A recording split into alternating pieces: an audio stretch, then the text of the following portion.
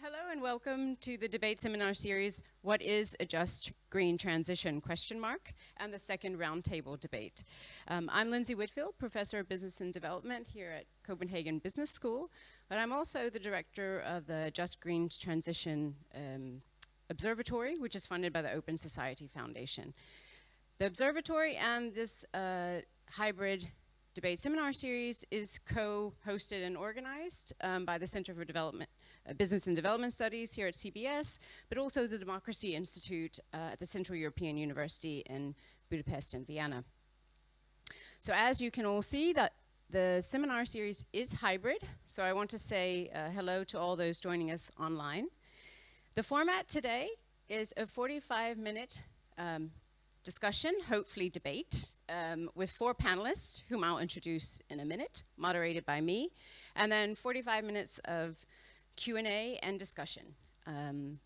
We include all the online participants, so I wanted to say that for those online, you should put your questions and comments in the chat box before the end of the roundtable discussion, and the questions will be handed to me. But you can also still put in your questions and comments in the chat box during discussion, and my lovely assistant, Dominic, will read them out during the debate and discussion. So let me now introduce the speakers and the topic of today's debate, and I will sit down for this part.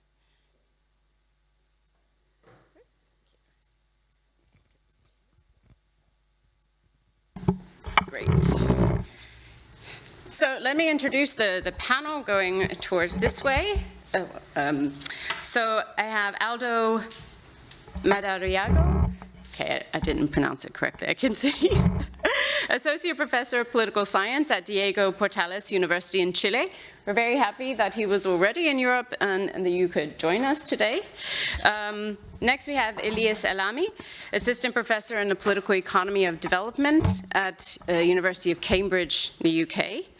And then we have Stina Haakensen, Associate Professor here at CBS in the Department of Organization, and also the Principal Coordinator of the Sino-Danish Center for Education and Research in Beijing.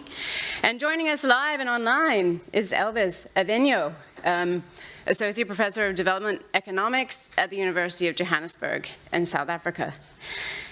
So I'm very pleased to have such a distinguished panel of scholars today to debate the topic, does the green transition open pathways out of the periphery for countries in the global south? So I'm going to sort of motivate the question why I pose the question like this, to give the audience some kind of background.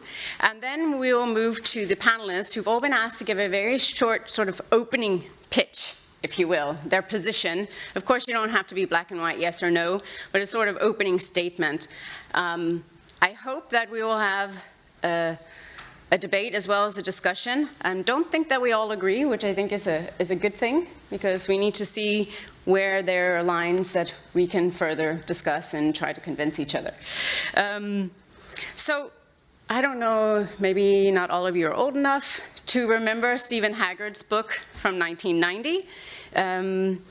That's where the phrase pathways out of the periphery come from. It was a very influential book looking at newly industrializing countries in East Asia. And the book had this title. Of course, the language refers to world systems theory or dependency theory and its motivation, where advanced economies constituted the core, or the core countries in the global capitalist economy, and the third world, now referred to as the global south since the end of the Cold War, were of course in the periphery, and they exported commodities and labor-intensive, low-value manufactured goods to the core, while importing from the core capital-intensive and knowledge-intensive goods. And what development economists were looking at is that in this second half of the 20th century, very few countries managed to make it out of the periphery, right? Very few post-independence countries from the global south, but did, with the major exceptions of East Asian countries and particularly South Korea and Taiwan.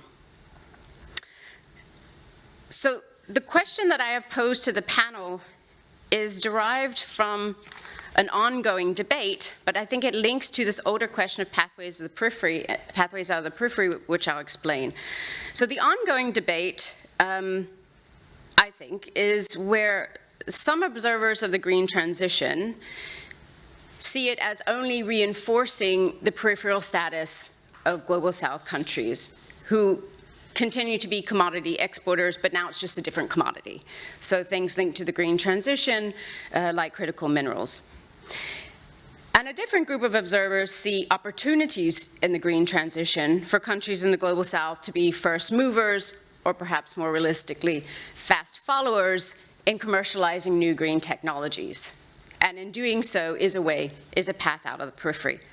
So that's why I've used this terminology, which may seem a bit archaic to some people, to go back to core and periphery, but anyone who reads development studies journals today knows that dependency theory is alive and well, now called neo-dependency theory. So these debates, I think, are still ongoing. But the proposition that I'm going to put out there is, I think that we know from the economic and industrial studies on South Korea and Taiwan how these countries escaped the periphery. And it wasn't during the 1960s and the 1970s when they were just catching up. To use Kun Lee's point, you can't catch up if you're just catching up. So it wasn't there, which were also, massive success in developing industries in plastics and petrochemicals, textiles, steel, all of which made it then possible to produce automobiles and ships. But that's not actually how they escaped the periphery. Rather, it was the ability to move into new leading sectors in the 1980s around microelectronics. And it was the fact that they moved in when these industries were just emerging. So they were fast followers and then first movers in themselves. And South Korean and Taiwanese firms became dominant players in the global capitalist economy.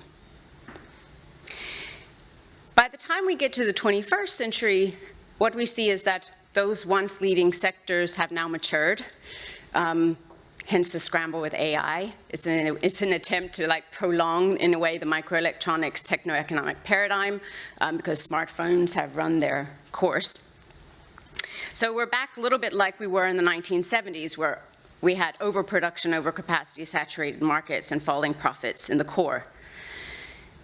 So I think, and this is a bit of the debate, that the green transition can be seen as the next wave of innovation. And it's about commercializing new green technologies that disrupt existing industries or create new ones. And I think a lot of the debate today might center on electric vehicles and components for electric vehicles or renewable energy. But these are not the only green technologies. In fact, there's a whole slew of technologies out there that have yet to be commercialized. So when I say that there is a green transition, it could be the next wave of innovation, I'm not thinking about the ones you already know about, but the ones you don't know about, because they haven't yet been commercialized. And this includes things like green fibers and biopolymers, which could replace plastics and give us a whole new revolution around chemistry. There's so much that's yet to be decarbonized. And so what I try to do is bring these two things together to say, and I was just in Morocco arguing this point, it's really hard for countries that are still in the periphery right now to get out of it, and it has been for the past decades, because we could think about the global capitalist economy as a ladder, and all the rungs are full. They're already there with established firms who have market share. So if you want to enter a new industry, you need to generate massive economies of scale, which have huge capital costs, but you also have to compete with incumbent firms, and you have to take market share from them. And you do this all in return for very low profit margins. It's not a good business case for some. So what the green transition does, from some observers' point, is to shake that ladder or even create a new one. And that opens spaces because for new entrants to enter into the new ladder where the rungs are empty. And there's more space because the pace of technological change is quite fast. And and it's not easier, I'm not saying it's easier, but there's more space. you don't need to take market share from incumbents because you're competing at the same time. And that's also where there's much higher profit margins, where more wealth can be created. And that is the actual pathway out of the periphery. So I would say that we're at a crossroads where countries can move. So going back to world systems theory, I think the world systems theory scholars were right, and actually they drew on Schumpeter, so I just like to make that point because I'm a Schumpeterian economist. They drew on Schumpeter's point that innovation and imperfect competition is where you draw wealth, and it's hard to enter when there's high competition. So they were right that it's difficult to get out of the periphery, and that there probably does always need to be a periphery in global capitalism. So I'm not saying that everybody's gonna exit the periphery, right? What I'm saying is not impossible to get out of the periphery, but you need moments of rapid technological change, and we are in one of those moments. But also some countries, some latecomer countries and firms, of course, are going to be better placed to do so than others. And of course, some countries may stay commodity producers, right? Everybody can't all move at the same time. But some peripheral countries and their firms and governments may take up the challenge to be part of the new emerging industries. So with that opening, and possibly a hint of my own position in this debate, I turn to the speakers to ask for their opening statements on this question. So I'll just start immediately to my right and ask, does the green transition open pathways out of the periphery for countries in the global south? Should I just start? Yes. Yeah, okay. Thanks a lot, Lindsay, for this great invitation. It's really great to share this panel with you and with the audience here and online. Just to start with a debate note, since you're asking us to debate and disagree. I disagree with the optimistic tone of the opening. I'm not gonna be openly pessimistic, but I think I have to be realistic about this. So first, I have a twofold answer to this. First, on pathways.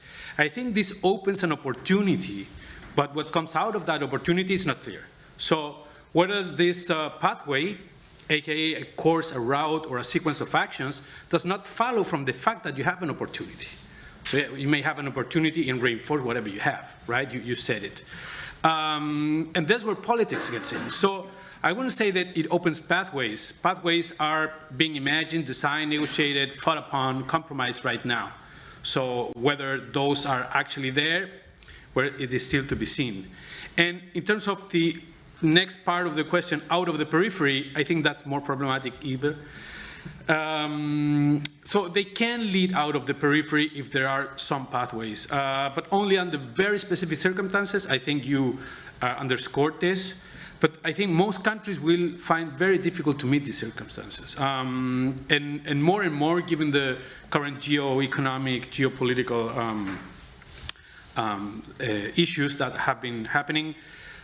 It is true that latecomers can leapfrog, but from a technological specialization point of view, learning curves and so on, I think countries that are not used to competing in high tech will find it very, very hard to just start doing it from one to the other. And I think the key issue here is learning and just thinking that countries, in this case, for example, countries that are rich in resources, and this is what they have been doing for the last 40 or 50 years, to think that they may start in the next 5 or 10 years also thinking about the velocity of technological change and opportunities that open and close very fast. It's very difficult that they will be able to jump into the bandwagon. That would be my first answer to your provocation. Great, thanks. Elias? Yes.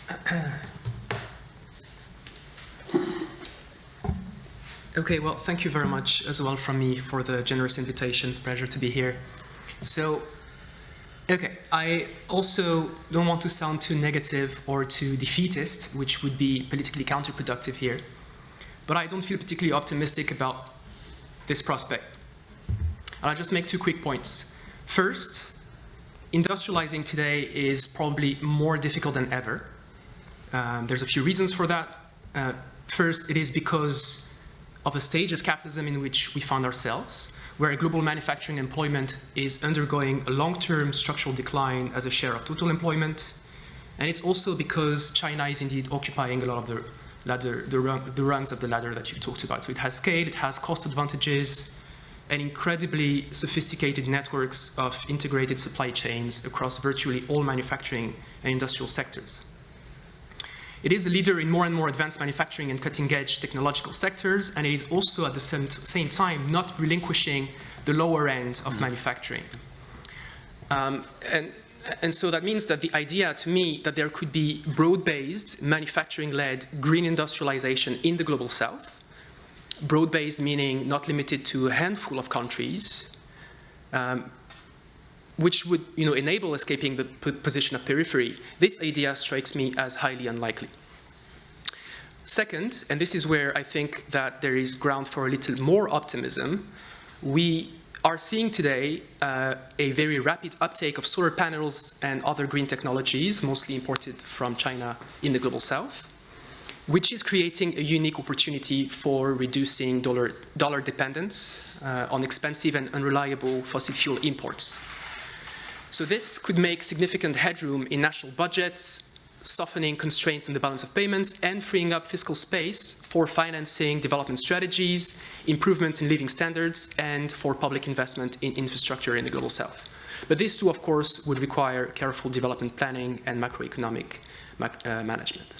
I'll leave it there for now. Thank you. Thank you, and thank you for inviting me to this great panel. I might be slightly more optimistic on having this kind of a shift in a socio-technical regime, opening some windows of opportunity, some green windows of opportunity to create new pathways for industrial development. But it requires a lot of very strong and very strategic industrial policy and a lot of directionality to create these spaces for domestic industries to develop.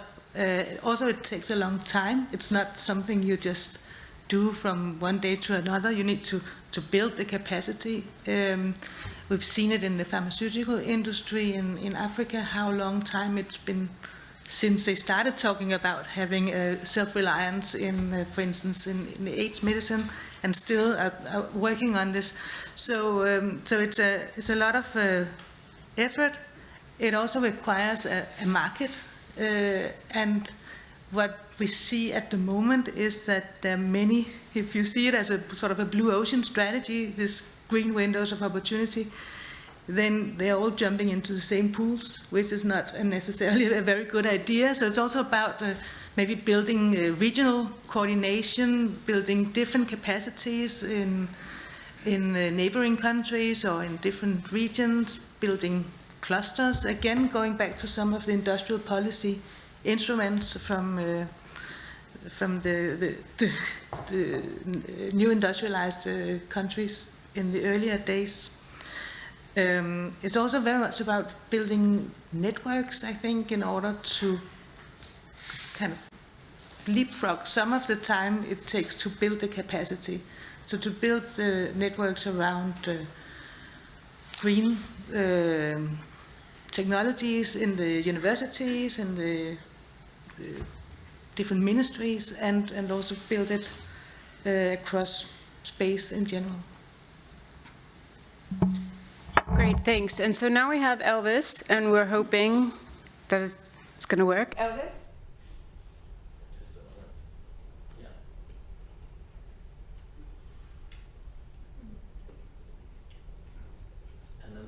We can't hear you yet. Can you keep speaking?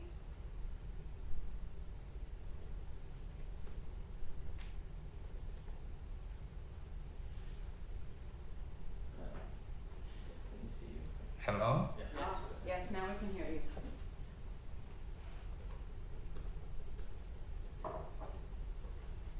Oh, okay, great. No, thanks, Lindsay, and the CBS team for convening this discussion, but also I would say the series itself, but also and in line with my other colleagues for the invitation. if you're measuring our perspectives on a scale of pessimism and optimism, I would possibly also want to classify myself a bit more leaning towards the pessimism sort of perspective rather than the optimist view, largely for several reasons. I think too much of the current excitement in the global south, and more specifically Africa, where my work is largely focused on, assumes that if you sit on PGMs, cobalt, manganese, and the rest of the green transition minerals, you would automatically move countries out of the periphery, and would miraculously somehow see development smiling at us. But I hope we are realizing that this could be a grave misconception, and I think that it is important for countries in the periphery to start even recognizing that things are more complicated than they think. And I think Elias and others are alluding to this point. So my short answer is yes, but not automatically. In other words, it depends. It depends because the green transition itself, I think we all agree, is opening windows. But these windows are not necessarily development strategies. These windows are not in industrial policy, more broadly speaking. So I think if countries, particularly in the global south, are still stuck in their old way of doing things, the green transition may simply pass us by. And of course, we are also recognizing that this is increasingly not a simple north-south story. We do see south-south story emerging with China being at the center of it. And of course, this also creates new opportunities, but also some new dependencies. So what we're trying to do with some colleagues identifies a couple of points, right? And I think that these three conditions are quite important. And it also sort of goes back to some of the literature that's around how your position and in both the technology value chain and the mineral value chain is quite important.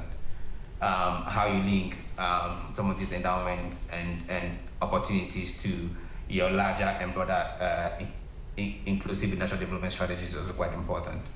But also how you develop your own agencies, right? Agencies to actually invest and get into new areas and new opportunities are also quite important. So yes, the green transition opens pathways out of the periphery, but I don't think the pathways is not the same as progress, and progress doesn't necessarily also come from you having the minerals alone. And I think that this is quite an important point we need to be re-emphasizing to policymakers on the continent. Because I think that if that point is not emphasized, the green transition may simply be repainting some of the dependency opportunities and some of the dependency trajectories that we see over the last decade and century in a much nicer color, which is probably green or gray. And I would want to leave it at that sort of for now. Thanks. Great, thanks. So yes, continue. Yeah. So those are the opening positions. I think you can see where we all sit on a very different positions on a very big range. So I have a couple of follow-up points that I'll just make now, and then we'll take them as we further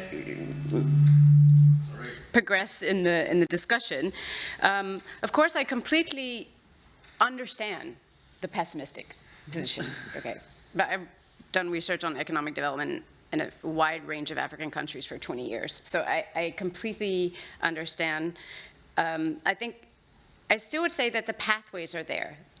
They're there. So then we can debate, what does it take for a country to get on that pathway? As I said, some can get on it, and some may not get on it. And I think that's where your question, Auto, about the politics What kind of growth coalitions, could we see different political coalitions that might seize that window of opportunity? And I think that is more of an empirical question that I wouldn't want to pass judgment on yet, because sometimes they surprise you and you don't know. And if you're not doing detailed research on every country, then they can pop up. So I just think we should keep it on the radar, but I don't disagree that, of course, if a country has been pursuing, a mineral commodity growth strategy for more than 20 years, 30 years, as you say, Otto, why would they just all of a sudden turn to high tech? But I don't think that that discounts the point that that's the only way to go, and you have to start somewhere.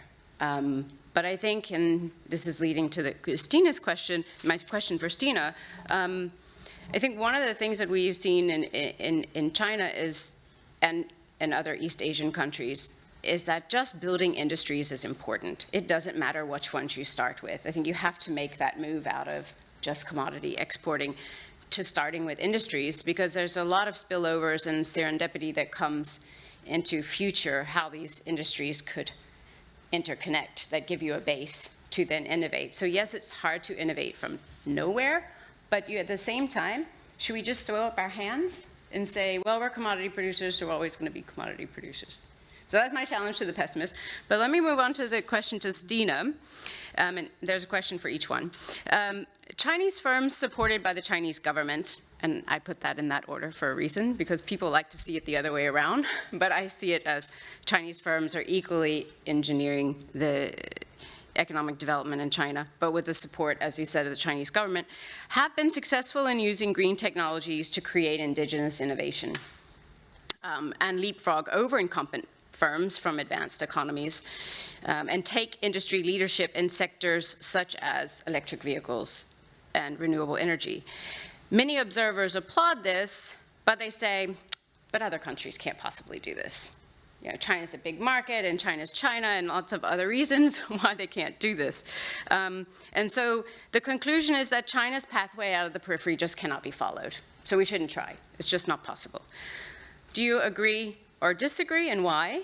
And in answering, perhaps you could indicate from your research what you see as the main factors that drove the ability to commercialize green technologies in China. Yeah, thank you.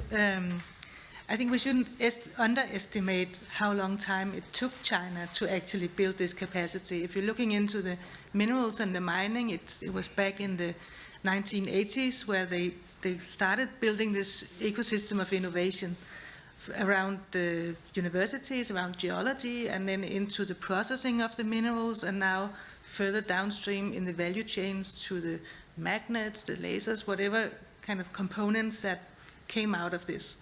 So building this capacity has taken decades and wasn't for the green transition initially.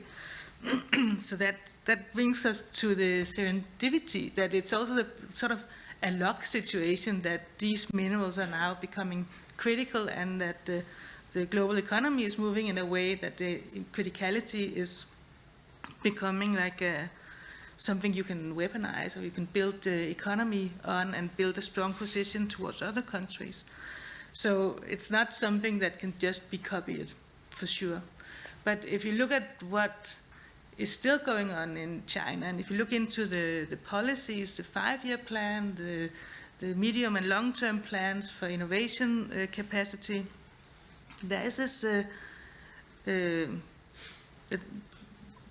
kind of mentioning of the technologies of the future. And at the moment, it's not so much about electric vehicles anymore, it's about new forms of energy. Fusion energy is mentioned many times, and quantum communication, ways of getting around the carbon footstep or footprint of AI and digitalization. So there's some kind of a crystal ball looking into the future element that is possible if you are a country of the size of China, because you can make mistakes, and there can be technologies that didn't make it and that didn't really succeed, and still you will get sort of more tickets to the lottery and be lucky in some cases. So in that sense, it's a hard to copy strategy, but I think that there is one option is to spend sort of more resources on looking into future technologies. Another strategy, and that would be my question maybe to my co-panelist here, is, I mean, would it be an idea to start following China more and less Europe? Is there like a better fit for the technology coming from China?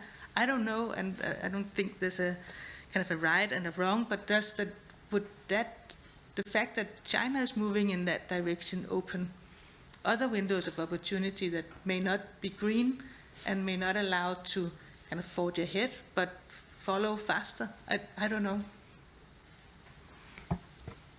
Thank you, Stina. I think those are really good points, and in a way, what you were talking about is what economists of innovation called technological forecasting. And the first country to do that amazingly well was Japan. And then that is what, in a way, Taiwan, South Korea, and China have done. So I think in that sense, countries in the Global South should follow China, not in its exact model, but in its ability to do technological forecasting. And in fact, we've seen an absolutely abysmal ability of European countries to do technological forecasting. Even when they had companies in the Chinese market, they couldn't see where Chinese firms were going. I mean, they didn't need to let European battery technology sneak up on them. They could have seen it and prepared for it. And even now, they struggle with looking at technological forecasting, although there is more investment into next generation batteries. So I think that is, a place where countries in the Global South could learn, not the exact model, but what are key principles of the model. Yeah. Oops. Yes, I don't want to disagree, I actually agree. But I want to say that I like this reframing of the conversation, from should we copy the Chinese model to following in the footsteps and perhaps identifying pathways which are being opened by this Chinese trajectory. But I do think that it's also important to remember something that we tend to, I guess, critical and heterodox political economists, we are sometimes a bit too quick in glossing over the flip side of all this, which is this technological forecasting and this remarkable feats in terms of state planning and capitalist competition and all of that, which is as I said, the flip side. So that's, labor and political repression, that's curtailed individual and collective rights, that's also about colossal amounts of waste, which you mentioned, Stine, and the wide-scale, large-scale destruction in the social, human, and ecological sense. So that is also the Chinese model, and we need to remember that. So that's not to say, again, that there's nothing to learn from that trajectory, but that's really important. And yeah, I'm not too sure what to make of this, but yeah, thank you.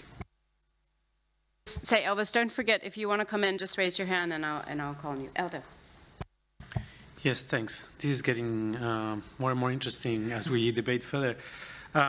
Yes, so to answer some of the issues that have been coming up on the China issue, yes, I agree. So it may open pathways as you see China moving and also moving out of certain areas and leaving spaces.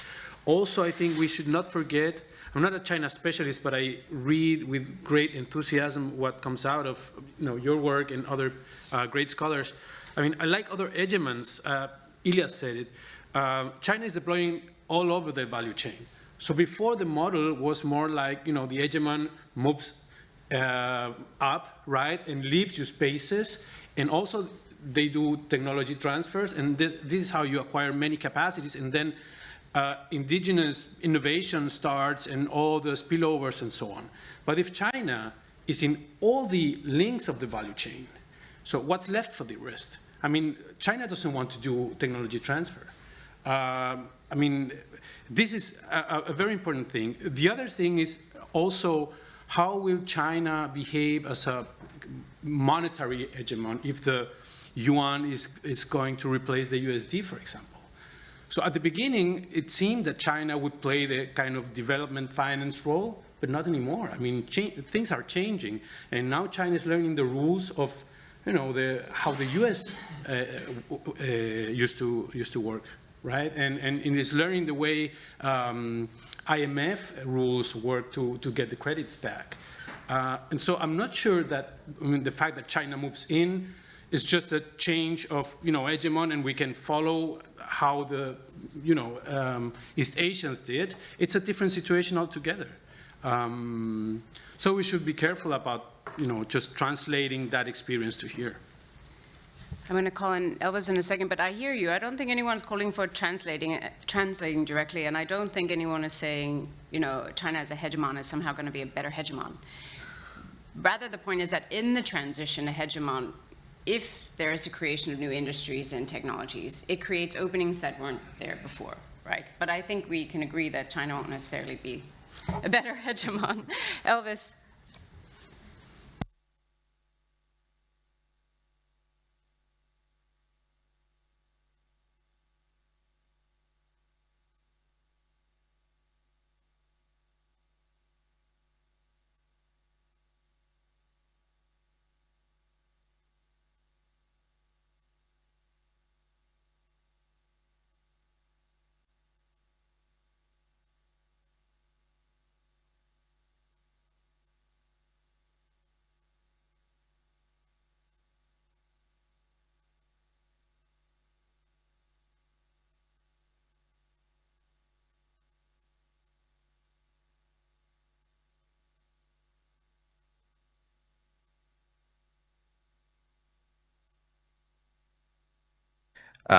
Industrial policy as, I would say, an embarrassing secret, and we've seen this play out in particularly in most African countries in the 1970s, in the 1980s, and in the 2000s.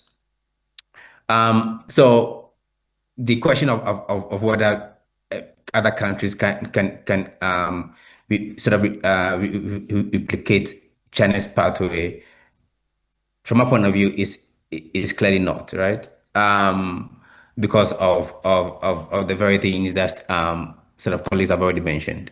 But I think that the real reason, the real lesson, is that structural transformation, broadly defined, requires strategy, policy space, and productive ambition, and also to a large degree domestic demand, right? Things that I don't necessarily think that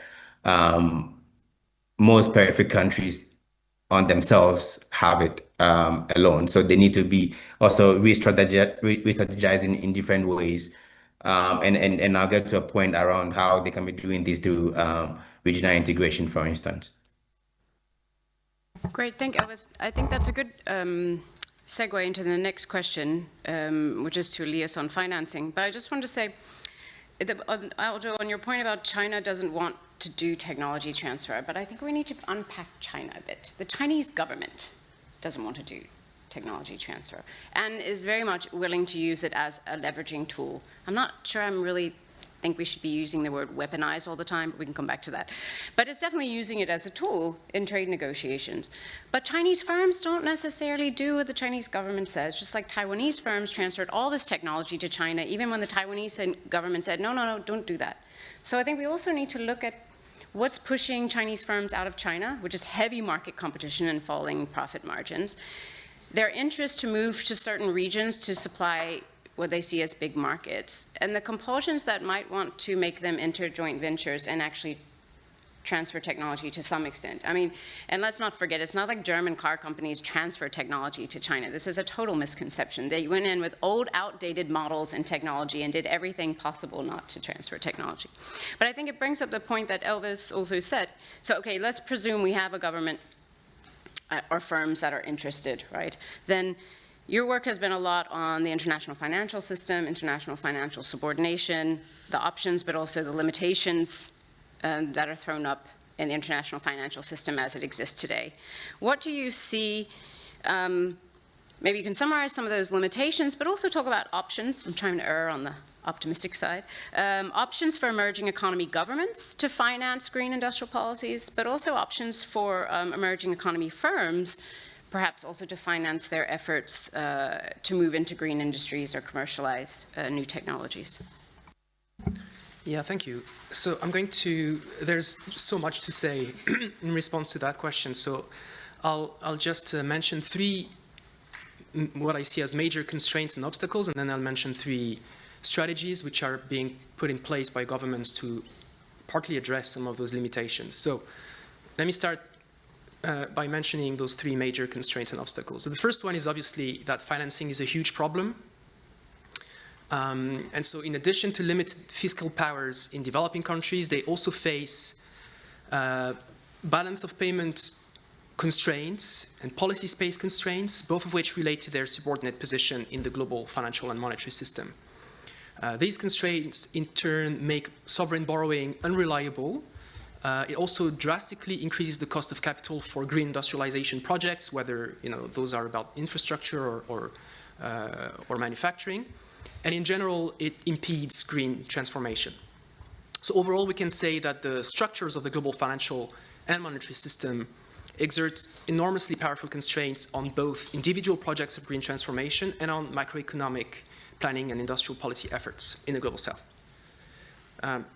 Now, these financing constraints are not being mitigated or compensated by public finance in the form of aid from richer countries. In fact, those foreign aid budgets at the moment, particularly in terms of climate finance, are insufficient in terms of scale, volume, and speed, and they are also declining literally by the day, and they will continue to do so in the near future. So all of the major donors have announced that they are cutting out their aid budgets. So that's just the first obstacle. The second obstacle is about dependence on foreign technologies, which is also something that you need to finance, so that turns into a financing constraint as well. And here, when we look at the so-called green economy, we can already see that, the domination of China in those clean tech and digital tech, and to a lesser extent, East Asia and the West, is overwhelming. So the green transition is replicating very familiar patterns of technological dependence.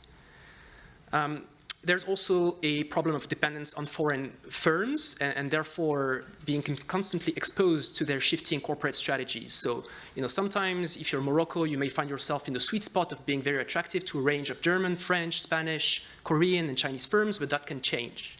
And so that's a major problem as well. The third constraint or obstacle relates to the contradictions of green industrialization itself. And by this I mean that despite the claim that green industrial policy is a silver bullet, that could simultaneously boost economic activity, create well-paying jobs, and foster a low-carbon economy. Actually, there's major contradictions, or at least tensions, between those policy objectives. And they are quite difficult to reconcile. They require very hard political choices about resource allocation, strategic priorities, and crucially, the distribution of economic and social costs. Now, of course, this is not a problem only for developing countries. Every country in the world faces this. And in fact, this is already showing up in policy decisions in countries which are deeply committed to the green transition. We can think of France, Germany, and many others. But this tension is a lot harder to manage in developing countries, particularly because they are in this sort of subordinate position in the global economy.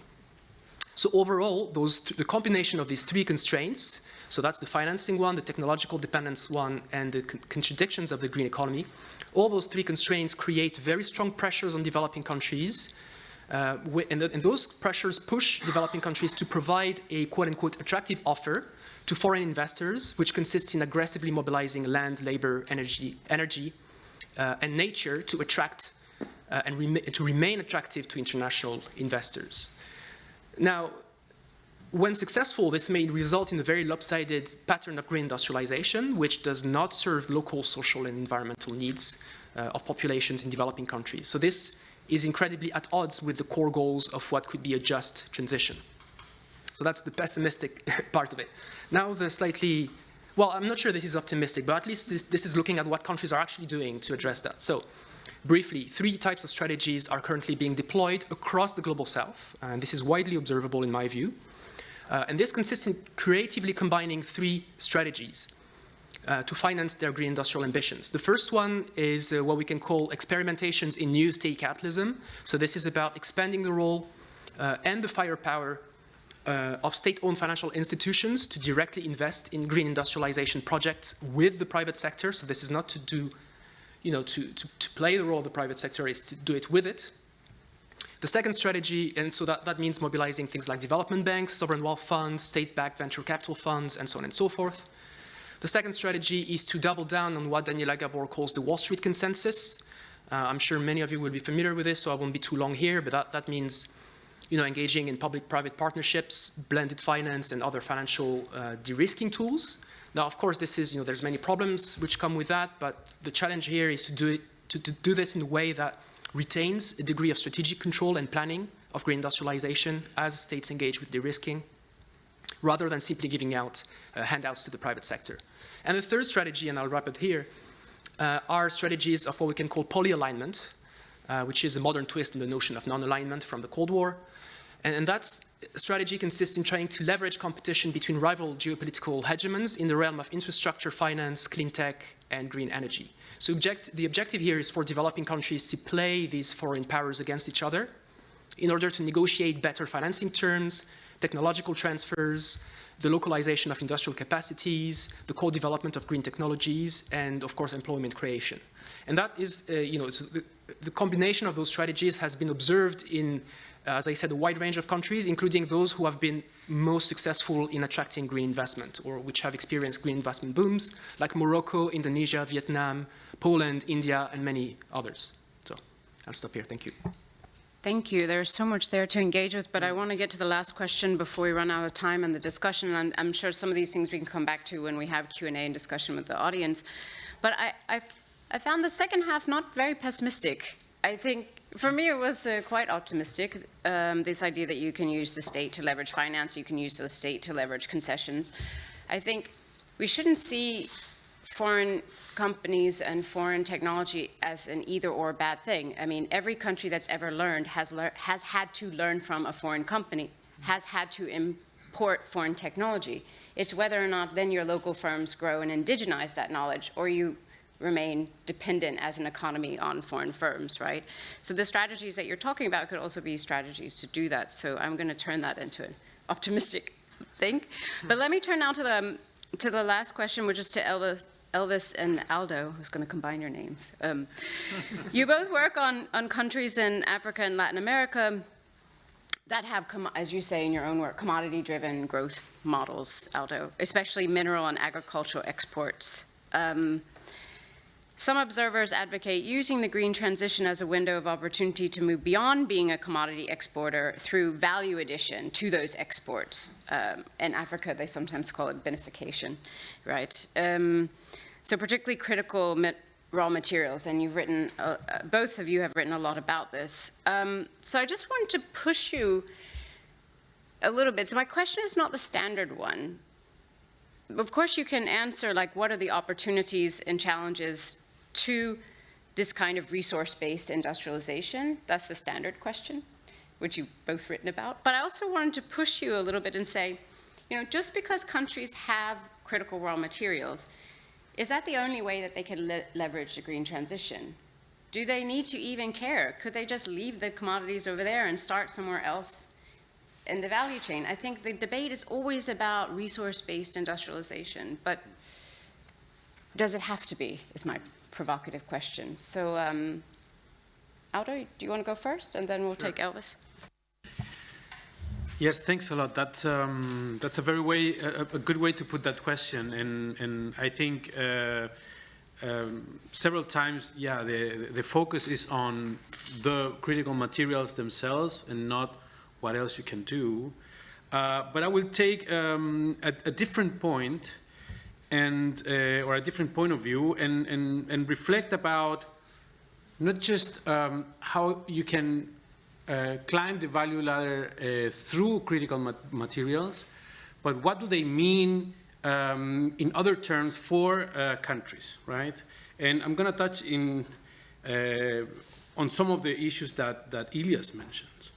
So you don't just have to sort the technical complexities or the power dynamics. You were talking about coalitions, right? But there are also structural or infrastructural determinants of the way these growth models operate that are very difficult to unsync or decouple. And I just took a few macroeconomic points that, again, Ilias mentioned them, and maybe I can say something more about this. So in the current world, I mean, unless something big happens, and it may be unraveling as we speak, but we will still be in a post-Bretton Woods open capital account world for some time. And this puts a lot of pressure on peripheral countries to maintain macroeconomic stability, right? And I'm going to talk about, I mean, I said peripheral, but I'm thinking mostly about a specific kind of, we can even say semi-peripheral countries. And this is important to make this distinction because, I mean, semi-peripheral countries, as per world system theory, are those countries that are not, you know, the least, the more disadvantaged ones. So they have a certain degree of state capacity, they have advanced a little bit, so their population, they have a certain level of welfare. So it's not that they're completely lost and, you know, they can just switch because they have nothing else. So they already start from a certain level, right? Some of these countries are, even if you think about in Latin America, Chile, Argentina, Uruguay, they're considered high-income countries, right? So they come and go from the threshold, right, depending on economic cycles. So these countries are in a particularly sort of challenging situation because they have managed to reach that stage, and in a way, throwing away the commodity-led growth models may mean losing it all, right? And I'm going to illustrate this with the macroeconomic stability, right? So they have learned to, well, Argentina not so much, but I mean, everybody tells them, right, to build reserves and have fiscal austerity. And with that, you can contain the effects of sudden capital flights. This is the only way you can maintain a more or less stable economy, grow, and maybe redistribute, right? You get, and in addition to this macroeconomic stability, natural resources are key for foreign exchange, right? And fiscal revenues, right? So you've learned to obtain precious macroeconomic stability thanks to commodities. So what happens if from one day to the other, just you start betting on other links of the value chain, or even completely different products? We're not speaking about the export elasticities and so on, if the world will actually buy those products. I mean, that's actually a different question. But so do you leave minerals altogether? Can you do that? If they're funding your social policy, if you're funding your everything the state does, right? And I think this is very dangerous, right? It's very dangerous. And I see, for example, Argentina now, which has decent industrial capacity, or built at some point decent industrial capacity, they desperately need foreign exchange. And that's why they're expanding on critical materials and critical minerals, right? And so I think the sole idea to get to, again, for countries like Chile that have, in a way, one macroeconomic stability, to go back to a period in which a currency, a fiscal crisis, a balance of payment crisis was always on the inside, is something that is politically very important. And in terms of building coalitions, it's also very challenging. So, I mean, you were asking me, so what should these countries do? Should they just remain commodity producers? Sometimes I think I'm being a bit cynical because, I mean, I'm critical of this, but this is what I see. Sometimes the answer is yes, because you don't want to jump into whatever you don't know. So uncertainty is costly, right? You have a certain, I mean, and the population now, I mean, voters are very angry already, right? So it's very difficult to just tell people, let's mount on this strategy, we will do green industrialization, and everybody will be happy. Just wait 10, 15, 20 years, and this will deliver, right? So I think sometimes the answer is if it's easier, and it's just, we can just stay with whatever we have and you know, do with that. A lot there to discuss, but Elvis, do you want to come in from an African country perspective? Yeah, sure. Now, I think a lot of the discussion, particularly, I think the starting point of the discussion on the continent on the green transition often comes from a very endowment sort of perspective, right? So countries are looking at the opportunities and the challenges that come with it, but also necessarily not to repeat some of the previous experiences of other mineral-led industrialization strategies. So I think, broadly speaking, discussing some of the opportunities and the challenges are quite important in this context. But also, it's also quite important how you're reframing the question around sort of other ways countries can leverage the green transition, which, from our point of view, there's very little discussion on the continent at this point in time. So I think the green transition, we all know, has created demand for minerals. It's opened space for countries to be able to add value, process, beneficiate, but also get into sort of the manufacturing of possibly light green technologies, right? So we do see clearly some opportunities for DRC, for instance, trying to strategically use its cobalt wealth. But the challenge from a point of view is that DRC and many of the African commodity dependent economies largely have very thin industrial bases, and these goes back from independence way to the economic recovery programs and the structural adjustment programs that more fundamentally decimated industrial development on the continent, right? And you see, if we take DRC and other countries, Ghana and South Africa, for instance, these countries increasingly are better at licensing extraction rather than trying to build industries that are linked to their mining activities, but also back into the mainstream industrial sectors. And that, in my view, creates a lot of problems. And the danger is quite clear with that perspective, right? So would tend to celebrate green booms. That is likely, and I think that and this sort of forms the basis for my sort of my pessimism, that we may be celebrating the green boom now, that is likely to reproduce the same old extractive pattern, right? Maybe a bit different here because we'll be considering different minerals, and I see increasingly as well the marketing strategy is quite better now, right? So what we do argue for in some of the work we've been doing is that the national lens is quite too small, especially on the continent, because we do know majority of African countries actually do not have these minerals. The minerals are geographically scattered. We do know that majority of these countries do not have the processing capabilities to even beneficiate some of these minerals. But also, most of the countries do not necessarily just have the competitive advantage to build value chains all by themselves. So we've been advocating for sort of an approach that is also sort of what developed. That's what developed the literature around developmental regionalism approach, right? Where we try to link and combine these scattered minerals across the continent, build some complementarities, build markets, build infrastructure, but also try to reactivate the dormant industrial sort of capabilities and skills on the continent in order to generate some production systems that we think sort of could be competitive.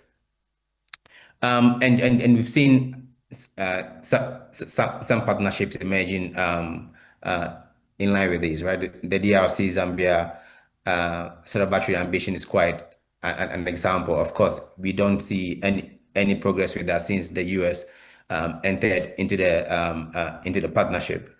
But yes, I do see value addition to critical minerals is still quite important. Still matters. But that is not absolutely the only route.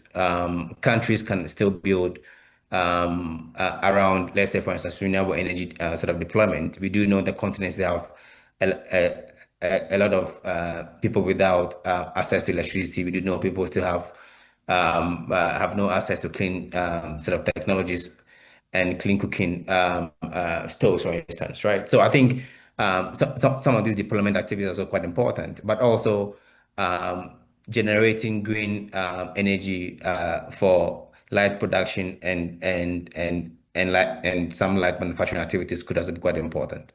So not necessarily beneficiating and producing the solar panel or wind panels or other forms of green technologies that may be generating energy, but also using sort of adopting these technologies and using them to generate some of the energy for other economic activities may be quite important.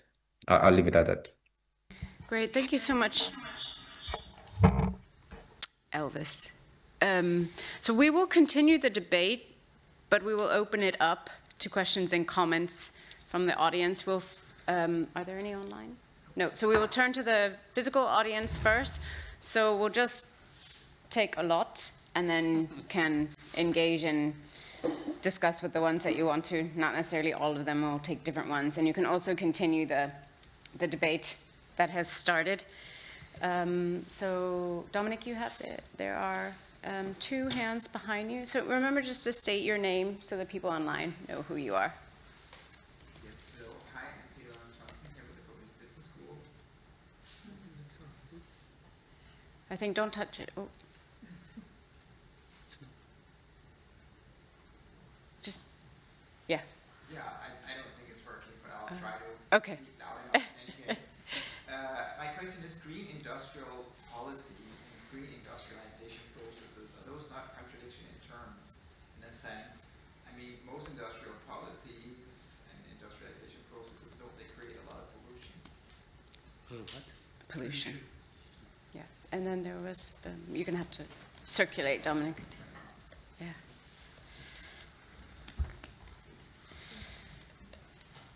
You don't have to engage in all questions. Thank you so much, Tobias Poor from the University of Copenhagen. I mean, this was a really engaging panel. And I basically wanted to ask, sort of about the, I guess, 400-pound gorilla in the room, which has been touched upon, but not addressed directly, right? And that how is Trump and the various changes of the Trump administration affecting those pathways? And I guess to my mind, there's kind of at least 3 dimensions I'm very interested in, right? And that is how it's actually, is it affecting the supply chains? Do you see that as positive or negative? Because, if you look at some of the large Western or even Asian manufacturers, right, they had to take large losses because, they had to take write-downs. So how do you see that uncertainty affecting peripheral countries? And then maybe the second question or dimension to that is, in some sense, the large international financial institutions, so both IMF and World Bank, has kind of refashioned themselves to become forces of climate financing for peripheral countries, right? The US administration is basically trying to stop that. So do you think, if they are successful, what role for those institutions? Do you think there is a role for them? And maybe the third one, what should countries do about the US dollar? Thank you so much.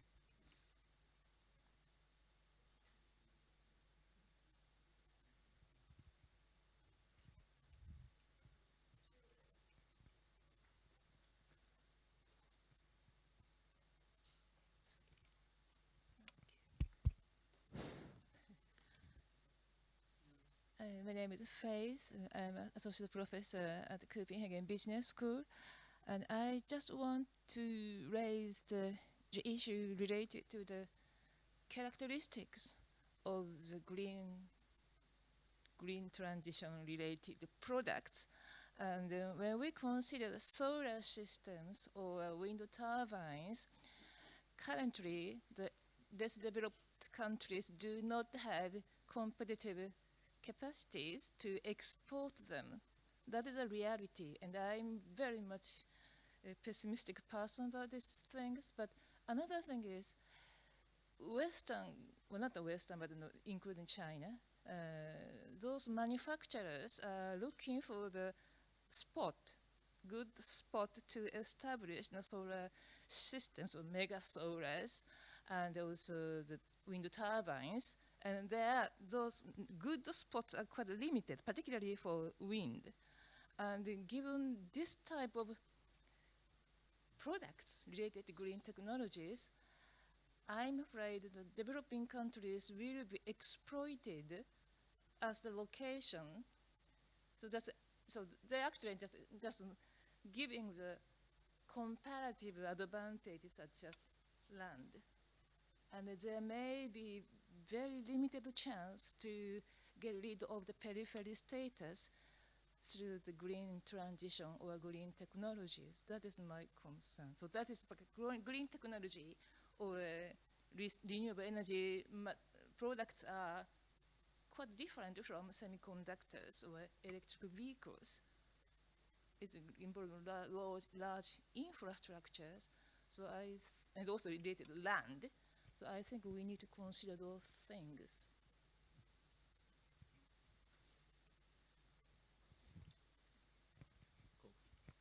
Yeah. Oh, it might work. Cool.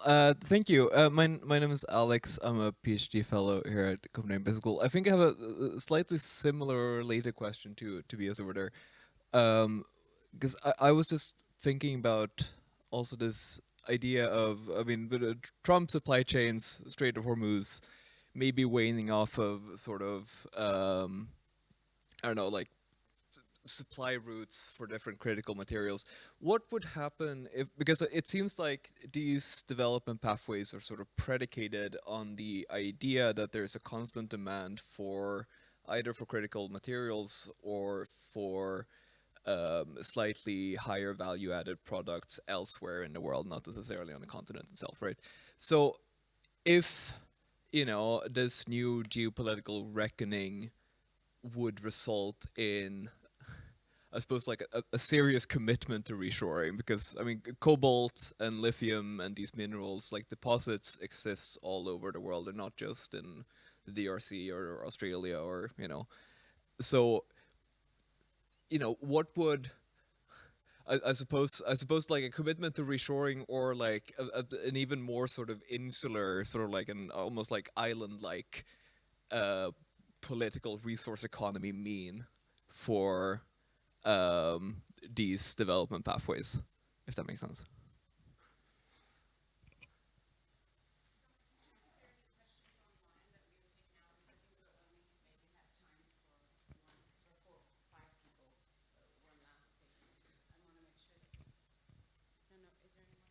There are a couple. Okay. It's a long one. Okay, so somebody said, I think the first thing we should take into consideration is the trust problem and political tensions between elites and domestic capitalists in developing countries. I do not think opportunities are simply offered, they have to be made. That takes political will, such as investment in infrastructure, R&D in green technology, and trade negotiations with other countries to source basic techs needed to develop new tech. But like especially green tech, already there is no trust between domestic entrepreneurs and ruling elites. They're not sure whether developing countries themselves think it's opportunity, not from the point of view the developed ones. And while they constantly criticize developed countries in terms of decarbonization on the international debate stage about climate change. So to be optimistic, I would like to know and ask the speakers how we can take internal political dynamics of each context into account, and in what way this trust issue can be resolved.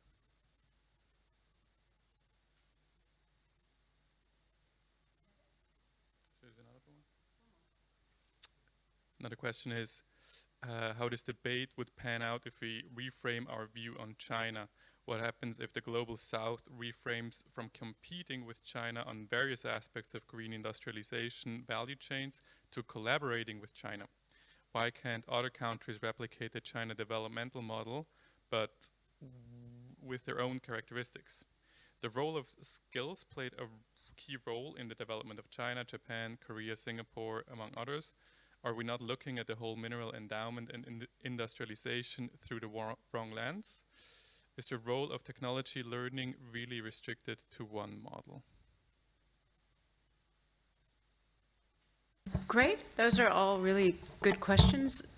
So you don't need to take all of them. Maybe pick one or two, maybe three that you want to address that you think go more with your interest, or you agree or disagree. And we'll just go in reverse order. So I'll start with Stina. Thank you. Great questions, all of them, and also difficult ones.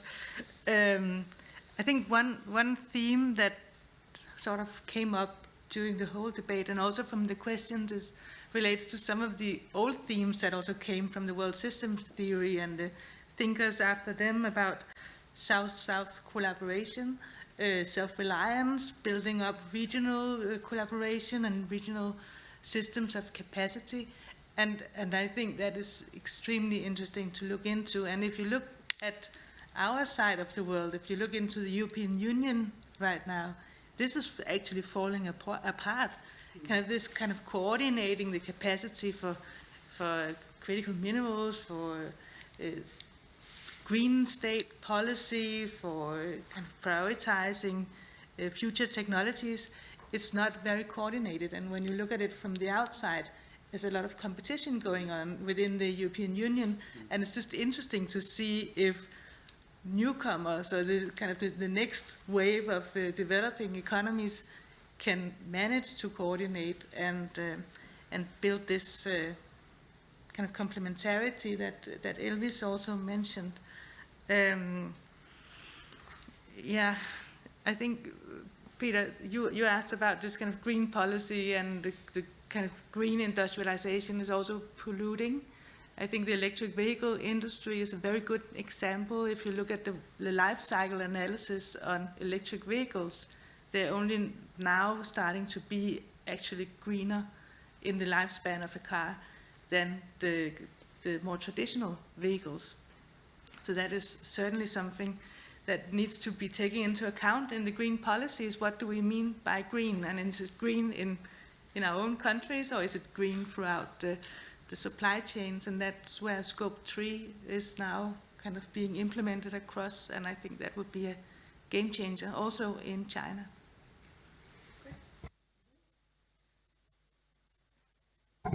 Yes, thank you very much for all the great questions and comments. On the green industrial policy or green industrialization being a contradiction in terms, in some level, yes, but any sort of productive activity is about using matter, deploying energy, and generating pollution in the process. So the question is not that we can completely do away with those things. The question is how to restore a more balanced relation between humans and nature, and how to restore a more conscious and rational management of our social metabolism with nature, if you will. So that's ultimately what is at stake. Okay, the Trump question, I mean, there's so much to say, so just two quick points. One is that the major energy shock, which is being created at the moment, may very well accelerate this green transition, at least from the side of the energy question. So many countries now, which have been dependent for a long time on fossil fuels, will be adopting, cheap technologies from cleantech from China at a more rapid pace, and that may have very profound implications for development trajectories, economic planning, and so on. The second thing I would say, and so you could say that this is accelerating also a sort of hegemonic transition from the US to China, with all sorts of different implications to discuss, and we don't have time for this right now. But the second thing I wanted to say is that I mentioned earlier the question of polyalignment. So a range of developing countries are trying to basically play on all fronts. So keep engaging with the US and China and Western actors and Russia and India and South Korea and so on, to try and attract as much green finance as possible. And those kind of strategies may be under strain if the US and other actors, start to lose patience with those strategies. And we've seen that already with the Trump administration literally disciplining a lot of Latin American countries. So I think countries differently positioned in the world may be differently affected by that. Clearly, Latin America is treated differently than, say, Vietnam. But clearly, we will see how China reacts to this as well, and if this will reduce or expand the scope for polyalignment or not. And I'll just say one last thing on the IMF and the World Bank as forces of climate finance. I think that's not the case, actually. There is a growing understanding within or amongst people at the World Bank and in the IMF that addressing the climate crisis in a meaningful way will demand enormous public spending. But at the very same time, they say that we should maintain fiscal austerity. And so far, they've remained caught in this schizophrenia, if you will. They've just not been able to escape it. And this is particularly obvious in the Global South, where they're actually preventing a lot of more interesting things to happen in terms of clean energy investment and so on. I think I'll stop this. Thank you. Yeah, this is just too much. And these are all great questions. And it's a great debate indeed. So I'm going to take a couple of them and try to make one big answer. Yeah, so on the Trump effect, this is interesting and also shows the problematic role of China as, counter power, if you will. So what's happening now in Latin America? So Latin America's biggest trade partner is China now, right? From some time. And second is the US.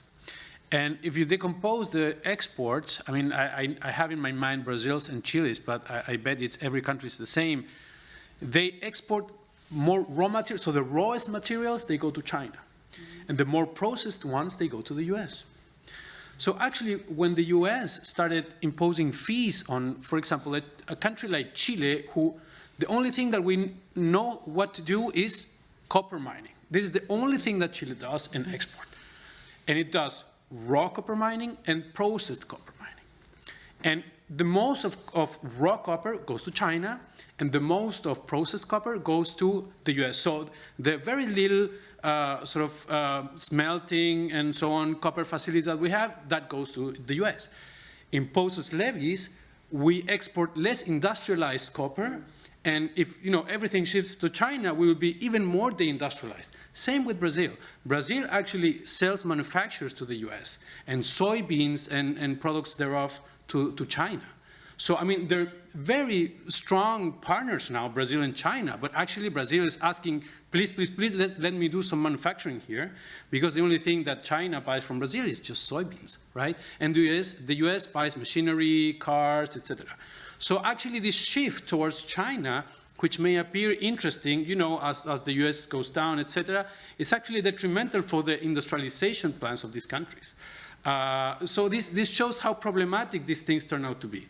And there was something related to the collaboration with China as well. So we see, I mean, this is a specific example, but in Chile, we tried to do that kind of deal with BYD.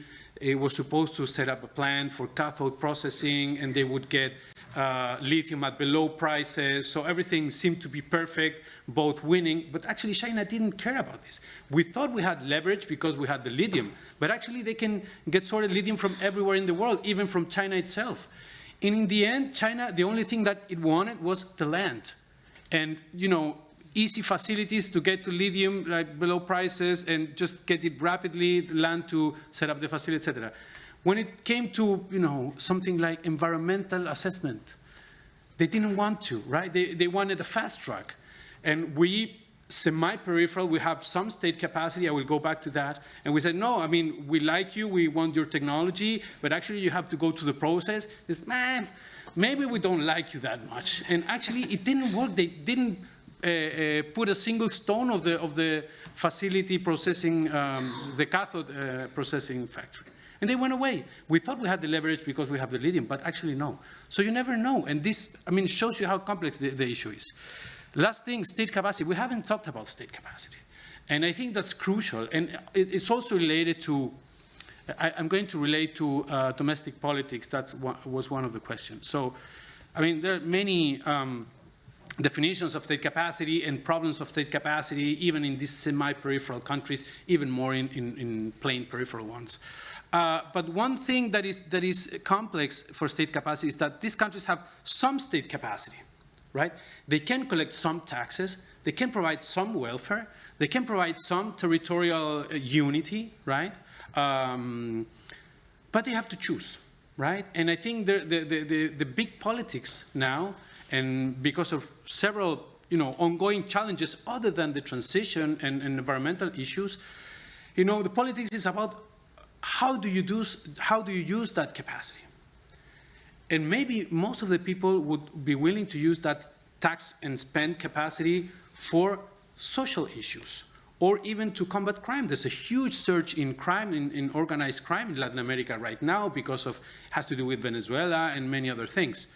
And nowadays countries are trying to use the little state capacity that they have to fund more their police, to have more coordinating capacity. We're talking about coordination, we're talking about finance, about planning for police, for security issues. That's very dear to the population as well. So I think that's, puts more and more challenges on our pathway. But we will continue talking about that, right? Thanks. Elvis? Yes, no, really great questions. Thanks, and I agree with all the points made by my fellow panelists.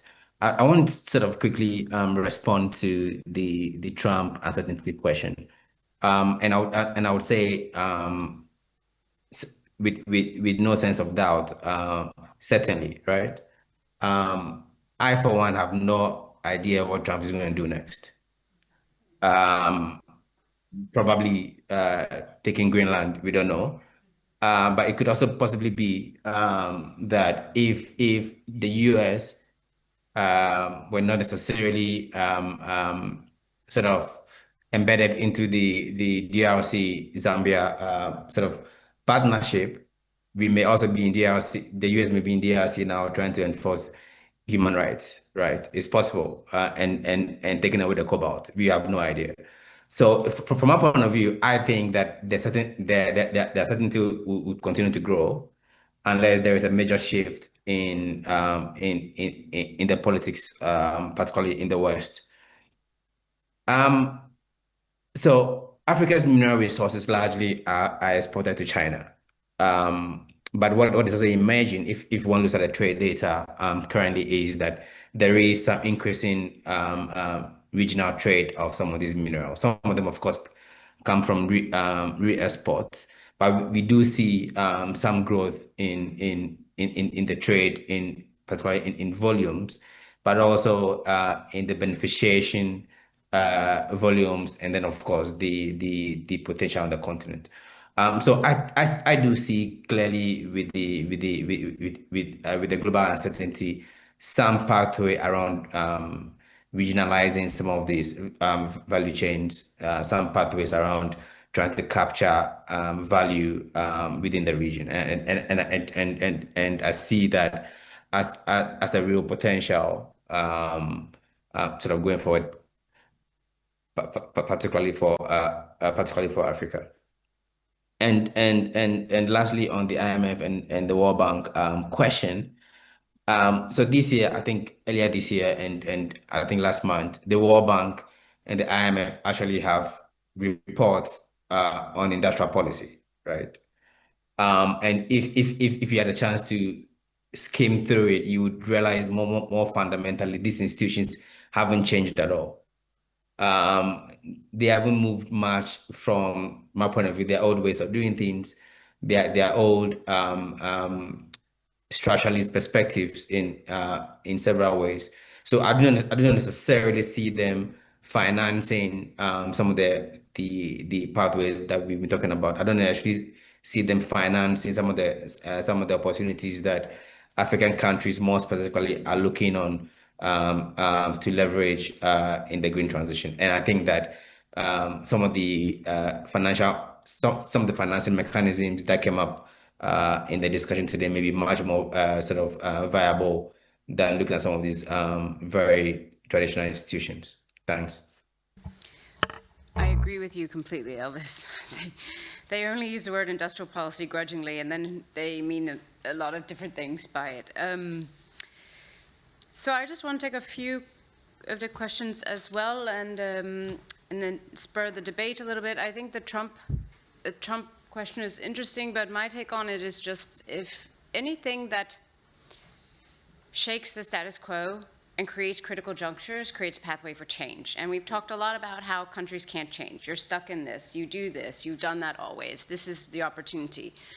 So you only change, I think, when you're forced to change, right? So the only positive thing from Trump is that he is forcing previous ways of doing things to no longer be viable. And then, of course, that poses a choice to political elites, and they could choose to go a lot of different ways. So I'm not saying they're gonna choose to go down the pathway of greening, commercializing green technologies. That's not what I'm saying. But at least it shakes things up, and it forces people, ruling elites and firms, to make different choices. You're more likely to do that in critical junctures than when everything is settled. So maybe that's the silver lining in Trump. The point about infrastructure, so I've had this debate a lot, and actually was in the group on renewables capitalism, which we had the first time. So people like to point out that green technologies need new infrastructure, and this is different than in microelectronics, but it's not actually. If we read the history, computers and the ability to use computers needed massive new infrastructure, just like automobiles needed massive new infrastructure. Every new leading sector, every major techno-economic change has needed new infrastructure. And that's why the role of the government is important. They have to create markets. They have to create infrastructure at the beginning, before then the markets work on their own and people buy a computer because they know what to do with it. Like the first computers had to be programmed. First computers, we didn't even know what to do with them. They also had little computing power. But the point is that we need to remember the way that it happened before, to say, yes, it takes a lot of effort to move into green industries, but I don't think that it's so fundamental than the previous shifts. I just wanted to talk about the last two questions online because I thought they were really, really good questions. I mean, and also you have seen this in your work, Aldo. In some countries, there is a trust problem between firms and political coalitions in government. And sometimes that's because the dominant firms in the economy are foreign firms, which is a problem. We could talk about how do you control them, how do you get them to do what you want in lithium mining. But also in some countries, it could be mistrust between local firms and governments. And you're exactly right that opportunities have to be created. So I think the answer to your question, you kind of answered it yourself, that we do need to look at the internal political dynamics on a country-by-country basis. And that's why some countries will be better placed to take advantage of these opportunities than other countries, because they won't have that trust, or they won't be able to build it, or they won't have a political elite in power that is willing to take the risk to seize the opportunities. Because as you said, Aldo, I mean, uncertainty is costly. I couldn't have put it better. However, no country will move into innovation and innovative activities if they don't take the risk. So it's about how do you build those political coalitions that are willing and able and have that space to take that risk. And that leads to the last point on the second question. I really liked that about, I think technological learning isn't linked to a model. So maybe we shift the discussion rather than focusing on models, but some key elements of what needs to happen, and then how can that happen? So how can that technological learning happen? And it's really, I was thinking a lot about your piece, Aldo, on lithium and batteries in Chile, because I've just been doing work in Serbia and Hungary on how they're trying to build a battery supply chain in Europe. So it's kind of funny that all the skills that I've developed now apply to Europe when I've been working on African and Latin American countries. But I think there we also need to see that, this is why I posed the question about resource. I think having lithium isn't going to give Chile the leverage. You need to have a market. The reason they're coming to Europe is because they see the European market, and then it brings all the follow sourcing. And this is why I think it's really, developing countries struggle if they try to move from the resources up. I'm not sure that, that is going to be, it's going to get them anywhere. So I think we're out of time, ending on that challenging note. But thank you very much all for coming, and also for the online participants for participating. And we hope to see you next week at the third seminar. How do we square democratic rights with green industrial policies? Thank you very much.